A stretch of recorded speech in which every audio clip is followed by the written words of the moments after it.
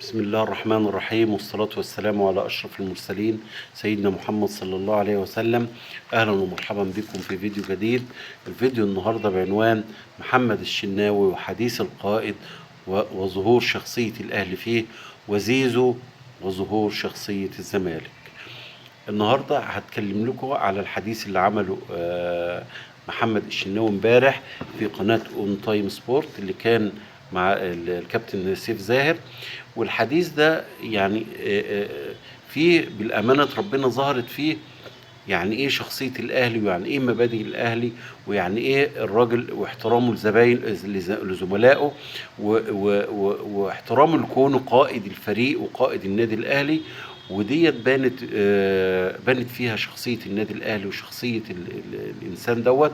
وبان ان هو راجل فعلا مسؤول، وراجل يستحق ان هو يكون كابتن النادي الاهلي، وان هو قد ايه متصالح ومتوازن نفسيا مع نفسه، وان هو عارف قدر نفسه وعارف قدر الاخرين، وبيدي كل ذي حق حقه.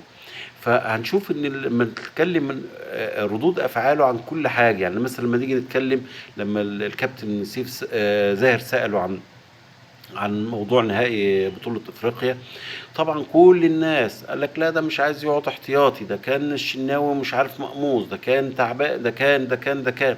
الراجل بكل بساطة قال ان احنا كولر قعد معاه، الكابتن الكوتش قعد معاه، وقال ان هم كانوا متفقين، ان اتفق معاه ان هو مش هيلعب غير بعد نهائي افريقيا. وهو نفسه قال لك لان فعلا كان شوبير ماشي كويس، وكان البطولة ما تستحملش اي هزة.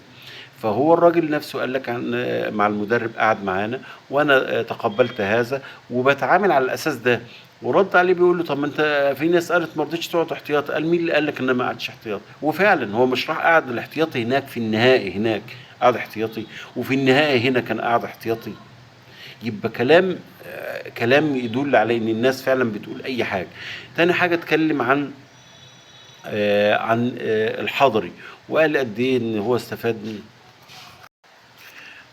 وشفناه وهو بيتكلم عن عصام الحضري، وقال قد ايه ان هو استفاد من الكابتن عصام الحضري، ومن قدرته غير العاديه في التدريب والمثابره والشغف الكبير اللي بيتمرن بيه، وهو خد منه ديت والاصرار بتاعه. وان هو ازاي ان هو كان بيحترمه وبيعتبره مثل اعلى. واتكلم برضه عن شريف إكرامي، واعتبره من الناس الكباتن الكبار في النادي الأهلي وفي تاريخ النادي الأهلي. واتكلم عن كل زملائه، مع عمرو السولية، عن حسين الشحات، عن زنفولي، عن حمزة علاء، والنصائح اللي كان بيدوها له. واضح ان علاقته حلوه بالناس، علاقته حلوه ومتصالح زي ما بيقولوا، متصالح مع نفسه.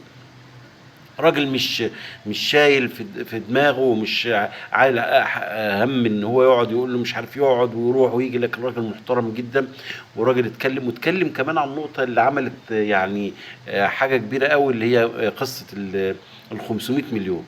هو الراجل فعلا كان جاله عقد غير طبيعي من نادي النصر، وهو بيقول ان هو اتعرض عليا 150 مليون جنيه في السنه، يعني في الثلاث سنين 450 مليون، يعني بالحوافز والحاجات والتفاصيل دي كلها يوصلوا ل 500 مليون. انتوا مستكترين ليه ال 500 مليون، ال 150 مليون؟ انت عارف ال 500 مليون يعني معناه ان هو بياخد في السنه 3 مليون دولار، في 50 ب 150، في الثلاث سنين ادي 450 يعني. فهو فعلا وفعلا ال 3 مليون دولار اللي موجودين في السعوديه ده رقم عادي يعني.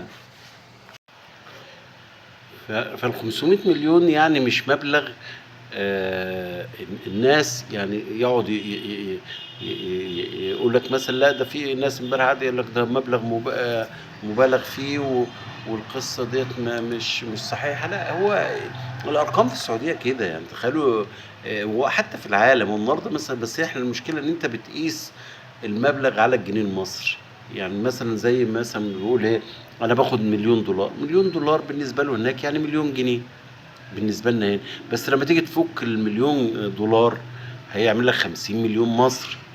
وبالتالي يبقى اذا القصه مش قصه ان هو هنا في مبالغات ولا في حاجه. والشناوي جاله عقود كتيره، ومن الناس فعلا اللي ضحت علشان خاطر النادي الاهلي. وشفنا كتير لعيبه قبل كده، مش اول واحد يعني، شفنا ناس كويسه كتير وضحت عشان النادي الاهلي. طبعا واتكلم كويس بيقولوا على التجديد وكده. قال لك انا عقدي ينتهي في السنه اللي جايه، فاضل له سنه وليه حق التجديد في يناير. ولا انا مش همشي في كل الاحوال غير عن طريق النادي الاهلي. انا مش همشي في كل الاحوال غير عن طريق النادي الاهلي. وديت هي صفات القائد، وهو راجل كادر فعلا المفروض يعد للمستقبل نتكلم فيه، وراجل يبقى ليه دور مع النادي الاهلي في المستقبل. كمان تحس ان كل زمايله حواليه بيحبوه وبيقدروه، حتى الجهاز الفني. وكمان شفت احترامه لما بيجي بيقول له انت رايك ايه، لما هو بيقول له الكابتن الخطيب كلمك عشان ما تجيبش محمد ابو جبل وتجيب ابو جبل، مش قال لا لا لا، قال مش حتتي مش قصتي. شفت الاحترام. واحد غيره بقى يتنطط ويقول لك ازاي ده انا اللي قلته. لا لا، المكان مش حتتي، انا راجل حارس. طب الكابتن حسام حسن خالد يشكر، بس هي بتاعته. المدرب اللي لعبها في كاس العالم، لا، انا دي بتاعته. فكل عارف واجبات دوره، وعارف دوره كويس، وما تجاوزش في حاجه. انا بشكر الكابتن محمد الشناوي وبتمنى له التوفيق، وان شاء الله باذن الله يجدد مع النادي الاهلي لحد ما يخلص ويعتزل في الاهلي ويبقى كادر نفتخر بيه ونفرح بيه زي زملائه. نيجي على نقطه زيزو. زيزو وشخصيه الزمالك، هي دي شخصيه الزمالك. لعيب يلعب اوفر كويس، يجيب ضربه جزاء، يشوط شوطه، يتنطط. يعني تخيل زيزو يقول لك ابوه يقول لك انا جاي لي 100 مليون، تاني يوم انا 180 مليون، انا هقبض بالدولار. يا جماعه، يا جماعه، رفقا بالنادي الزمالك، ورفقا بالناس، ورفقا باللعيبه التانيه. زيزو لحد النهارده مش اساسي في منتخب مصر يا جماعه، مش اساسي منتخب مصر عشان تبقى، مش اساسي ولا كان اساسي في الفترات اللي فاتت. زيزو النهارده ما جابش ولا هدف دولي تقريبا او هدف مع نادي الزمالك اللي بيلعب بقاله داخل على 6 7 سنين، لعب في الكونفدراليه ودوري الابطال. كله رصيده كله 6 اهداف في افريقيا. فما ينفعش يا جماعه ان احنا نعمل يقول لك جاب 70 او 80 هدف. انت عارف، انت لو قعدت تحسب، انا هعمل لكم احصائيه على الموضوع ده، تلاقي حوالي من 80 هدف ده او ال 70 هدف هتلاقيهم حوالي 90% منهم ضربات جزاء. فلو عملنا احصائيه هتلاقي 90% اكتر من 60 70% ولا 50% من الاهداف بتاعته من ضربات الجزاء. حوالي 50 60% من الاسيستات بتاعته من يا ضربات ثابته يا كرانه يا كورنر. يا جماعه انا مش بقلل منه، برضه مش بقلل منه، بس هو مش الاسطوره اللي انتوا، ولا يا جماهير الزمالك طول الوقت بتدور على اسطوره حتى لو كانت اسطوره وهميه. يعني لو انا قارنت لك بينه وبين ارقام حسين الشحات من الذاكره بس كده، من غير ما اعمل سيرش او ابحث او اعمل هتلاقي مثلا حسين الشحات مسجل في 4 نسخ من كاس العالم للانديه. فزي ما بقول لك مسجل في 4 نسخ من كاس العالم، مسجل في ريال مدريد، جاب اكتر من 20 هدف في دوري ابطال افريقيا، لاعب داخل حوالي 5 نهائيات دوري الابطال، واخد 4 دوري ابطال افريقيا. تخيل يا جماعه، لاعب السوبر افريقي، مهدف في الدوري قد ايه، واسيستات، كل ده عامله حسين الشحات، ومع ذلك بيهاجم وبيتم مهاجمته، وبيقول لك لا زيزو والحكايه. يا جماعه ما نعملش، هو لعيب كويس بس مش الاسطوره اللي في دماغكم. يعني معلش مع احترام الايه، هل هو ولا شيكابالا؟ هل هو ولا فرجاني ساس؟ هل هو ولا بن شرقي ايام ما كان بن شرقي؟ هل هو ولا طارق حامد؟